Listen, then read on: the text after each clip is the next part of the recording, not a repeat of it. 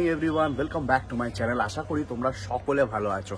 বেশ অনেক দিন পর কিন্তু একটা লং ভিডিও নিয়ে আসছি।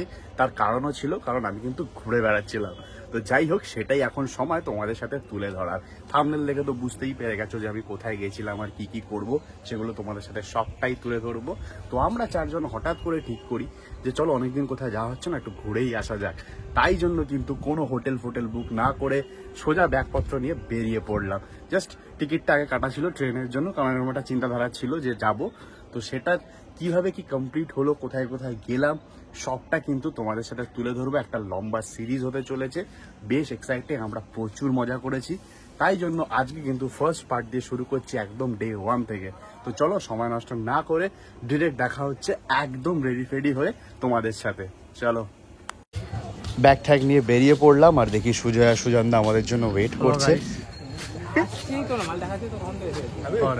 High, hello, ready for the tour? Yes. Okay. মা আর ঠাম্মিও কিন্তু এসেছিল আমাদের ছাড়তে, আর ফাইনালি চলে আসলো আমাদের টোটো।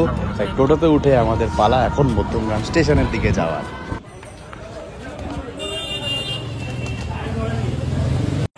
মধ্যমগ্রাম স্টেশনে পৌঁছে ওয়েট করছিলাম ট্রেন আসার, আর ফাইনালি ট্রেন কিন্তু আসলো 9:20 বনগা লোকালে। আমরা উঠে পড়লাম সবাই মিলে আমাদের গন্তব্যস্থান শিয়ালদার দিকে যাব বলে।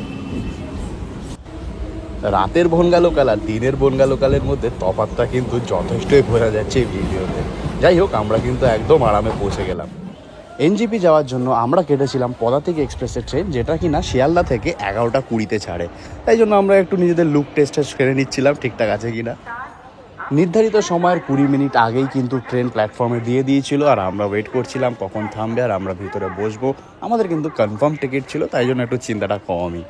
তবে দেখে ভালো লাগলো, পদাতিক এক্সপ্রেস কিন্তু অনেকটাই ইমপ্রুভ করেছে।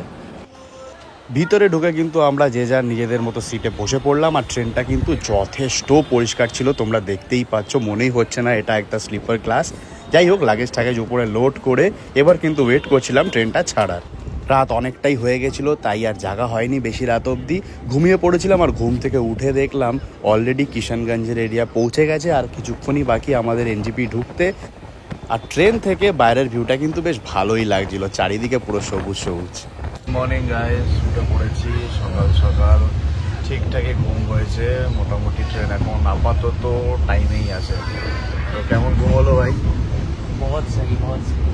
খানাতে वाले को बोल। नहीं दिया ভালো ঘুম হয়েছে ঠিকই, বাট ওই যা হয় আর কি ট্রেনে ট্রাভেল করলে। তো চলো আবার দেখা হচ্ছে এনজিপি নেমে। টাটা।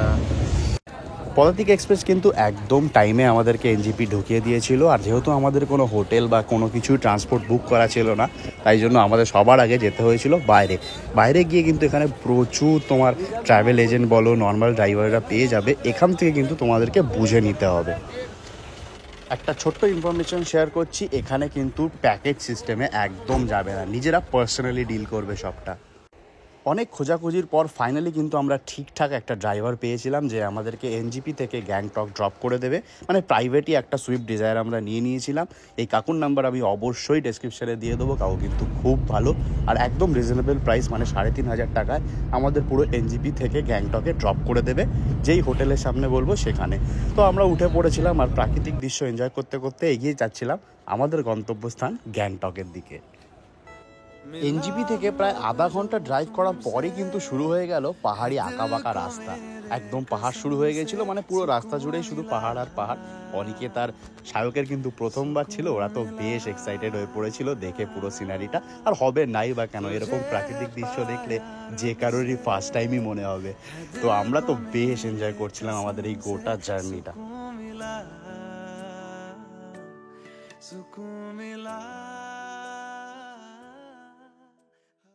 বেলা তো অনেকই হলো, এবার একটু ব্রেকফাস্ট করার পালা। সেই কখন ট্রেনে খেয়েছিলাম, তাই জন্য কাকু কিন্তু দাঁড় করিয়ে দিল এই রেস্টুরেন্টটায়। ভিতরে ঢুকে দেখলাম অ্যাম্বিয়েন্সটা বেশ ভালো, আর অনেক জনেরই ভিড় আছে, মানে অনেকেই বসে এখানে ব্রেকফাস্ট করছে। তাই জন্য ফার্স্টেই অর্ডার দিয়ে দিলাম পাহাড়ি মোমো, যেটা কিনা দেখতে এরকম ছিল, আর খেতে তো নো ডাউট ভালো ছিল। মানে পাহাড়ে আসলে মোমো তো খেতেই হবে। ভিতরের কোটিংটাও কিন্তু বেশ ভালো ছিল। এরপর কিন্তু নিয়ে নিয়েছিলাম একটা ভেজ থুপকা, যেটা দেখতে কিছুটা এরকম ছিল আর হেলদি তো বটেই। মানে আমি আর পাহাড়ে আসলে জেনারেলি থুপকা খেতে বেশি প্রেফার করি রাদার দ্যান চাউমিন, বাট সেটা নয়। সাইডে কিন্তু একটা চাউমিনও নিয়েছিলাম, যেটা দেখতে কিছুটা এরকম ছিল, বেশ স্পাইসি ছিল আর খেতে কিন্তু বেশ ভালো লাগছিল। মানে ভেজ চাউমিনও যেরকম হতে পারে সেটা হয়তো পাহাড়ে এসে না খেলে বোঝা যাবে না। ব্রেকফাস্টের পর আবার আমাদের গাড়ি চলতে শুরু করলো, আর আমরা চলতে চলতে কখন যে ওয়েস্ট বেঙ্গল ছেড়ে গ্যাংটকে ঢুকে গেলাম বুঝতেই পারলাম না। মানে চারিদিকে এত প্রাকৃতিক দৃশ্য, সেটা দেখতে দেখতেই কিন্তু আমাদের সময় কেটে যাচ্ছিল। যদিও জার্নিটা কিন্তু বেশ বড়, মানে এনজিপি থেকে গ্যাংটক টোটাল 4.5 ঘন্টা মতো লাগে। যাই হোক, আমরা তো এনজয় করছিলাম।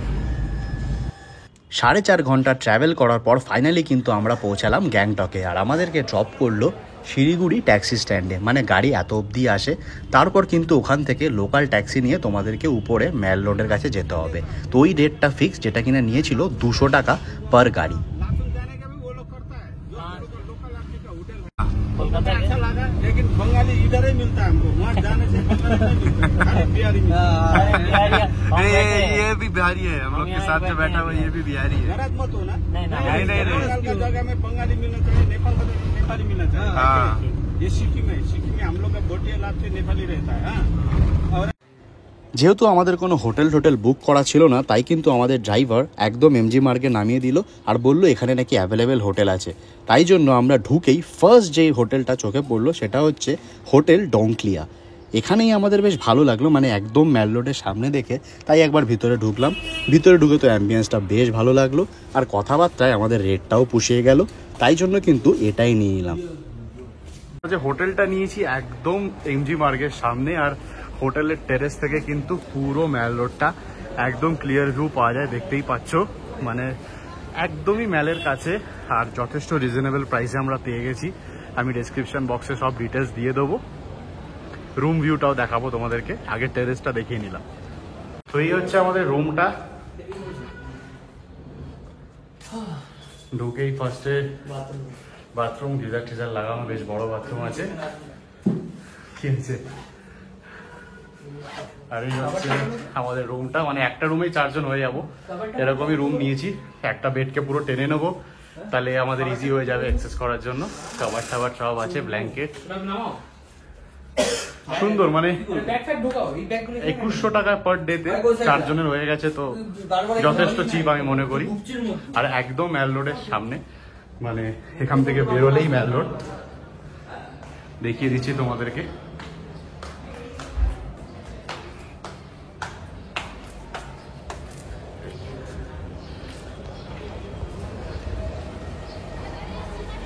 তো guys finally Gangtok is on. 1.5 মাসের প্ল্যানিং ফাইনালি সাকসেসফুল হতে চলেছে। আমরা গ্যাংটক এসে পৌঁছেছি, এসেই সবাই চেঞ্জ করে নিয়ে এখন রেডি হয়ে গেছি। একটু এমজি মার্গ এক্সপ্লোর করব, কিছু মানে কালকের যেখানে যাব সেই বুকিংও করার ব্যাপার আছে। যেহেতু ফার্স্ট টাইম, একটু অচেনা, তাই টাইম লাগবে, তাই জন্য হাতে সময় নিয়ে বেরোচ্ছি। আর কি করলাম সেটা তো তোমাদের সাথে তুলে ধরবই। সো স্টে টিউন, দেখতে থাকো। হোটেল থেকে বেরোলেই কিন্তু গ্যাংটকের ম্যাল রোড, আর ম্যাল রোড সম্পর্কে তো আলাদা করে কিছু বলাই নেই। প্রত্যেকটা জায়গার মানে প্রত্যেকটা হিল স্টেশনে যেরকম ম্যাল রোড হয়, এখানেও কিন্তু সেম, বাট এটা বেশ একটু মানে একটু ইংরেজ ভাব ছিল বেশি, যদিও মানে এটা আমার পার্সোনাল ওপিনিয়ন। আর রাতের বেলা কিন্তু আরও ভালো লাগে। রাতের বেলার ভিউটা অবশ্যই তোমাদের সাথে শেয়ার করব।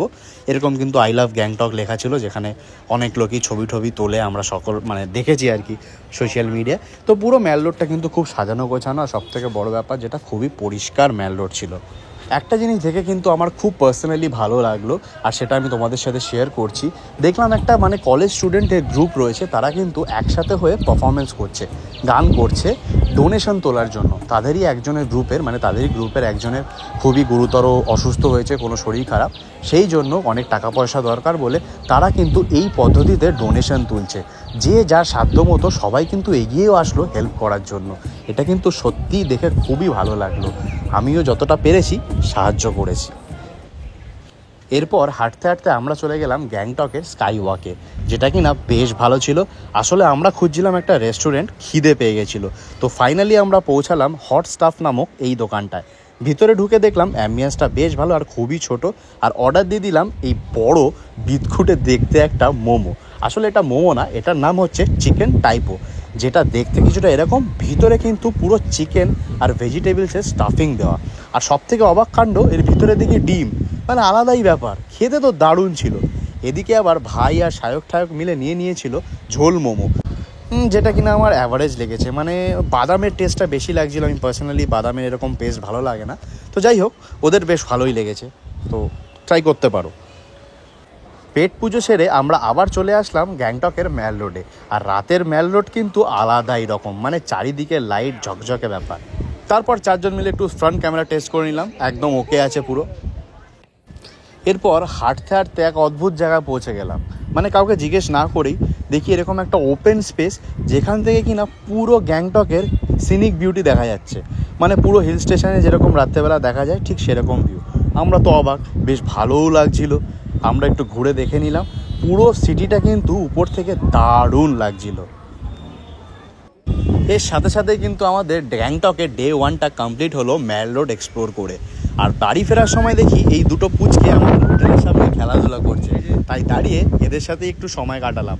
আসলে সিম্বাকে মিস করছিলাম, বাড়ি একা রেখে এসছি মার কাছে, তাই জন্য মনটা একটু খারাপ লাগছিল। একে দেখে আবার ভালো হয়ে গেল। হ্যালো এভরিওয়ান, আশা করি তোমাদের এই ভিডিওটা ভালো লাগলো। আজকের ভিডিওটা কিন্তু আমি বেশি লেন্দি করবো না, কারণ পিছনে কিন্তু ঝড় হচ্ছে। তো যাই হোক, লেন্দি করবো না এই কারণে, কারণ অনেকগুলো সিরিজ আসতে চলেছে, বেশি লেন্দি করলে তোমাদেরও ইন্টারেস্ট থাকবে না দেখার। তাই জন্য ডে 1-এ গ্যাংটক যাওয়ার কি করলাম, কিভাবে কি করলাম সবটাই তুলে ধরলাম। ডেসক্রিপশন বক্সে ডিটেলস দেওয়া আছে, ফোন নাম্বার প্রোভাইড করা আছে। এছাড়াও যদি তোমাদের কোনো অ্যাডিশনাল ইনফরমেশন লাগে তোমরা কিন্তু ইজিলি আমাকে কমেন্ট করতে পারো বা ইনস্টাগ্রাম হ্যান্ডেলে পিং করতে পারো। আমি কিন্তু অলওয়েজ অ্যাভেলেবেল আছি তোমাদের সার্ভিসের জন্য। আর সব থেকে বড় কথা, আরও অনেক কিছু আসতে চলেছে যেগুলো এক্সাইটিং হতে চলেছে।